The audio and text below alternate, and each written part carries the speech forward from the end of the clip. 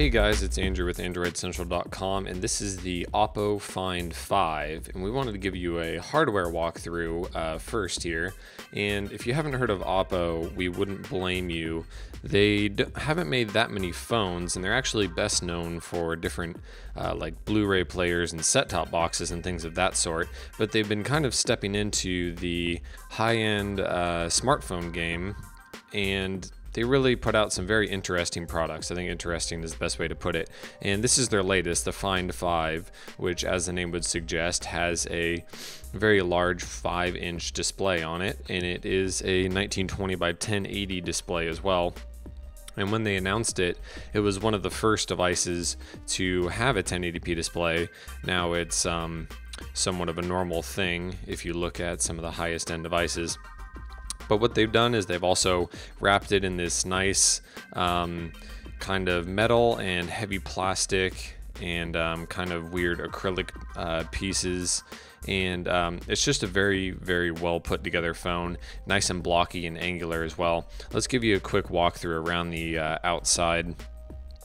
You have a SIM card tray at the top, which takes a micro SIM card and requires actually, let's see here, requires kind of a comically large SIM card pusher because just the way that it's set up, you can't use anything else. So you kind of have to use this or maybe a really long paper clip.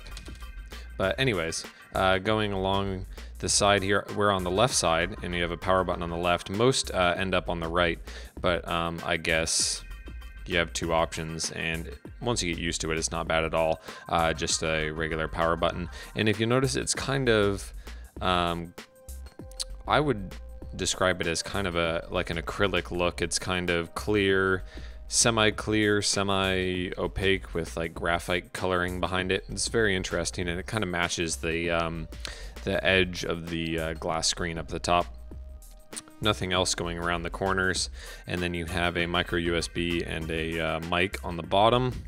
Going around the side here on the right, nothing else except for your volume keys, which are also made out of that same kind of weird clear plastic acrylic type thing, and they're kind of small actually, and they don't stick out very far, so it's kind of hard to hit them sometimes, and especially on a device this large, it can be hard to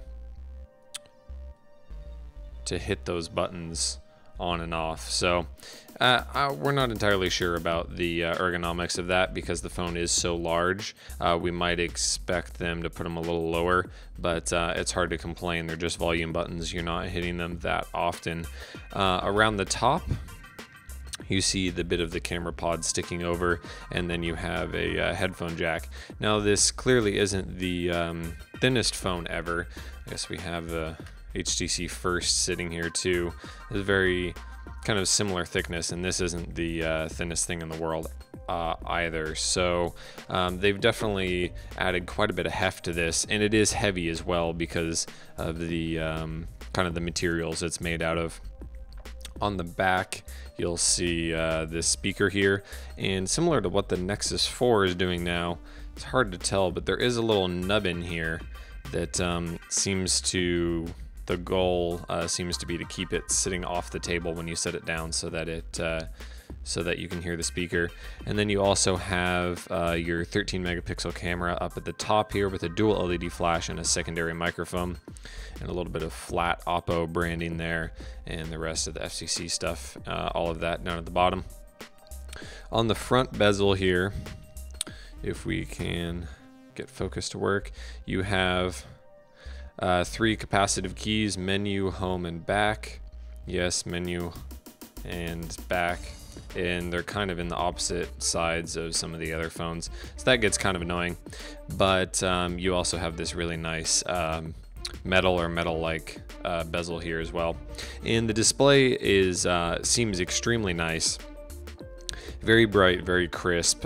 We have it at like half brightness right now, and it's very clear.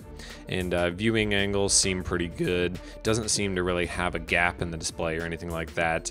It is an LCD panel, so that's kind of what you get with the territory nowadays. and here's the software as well. We'll be getting into that in a separate video, but for now, that's your general walkthrough of the hardware on the OPPO Find 5.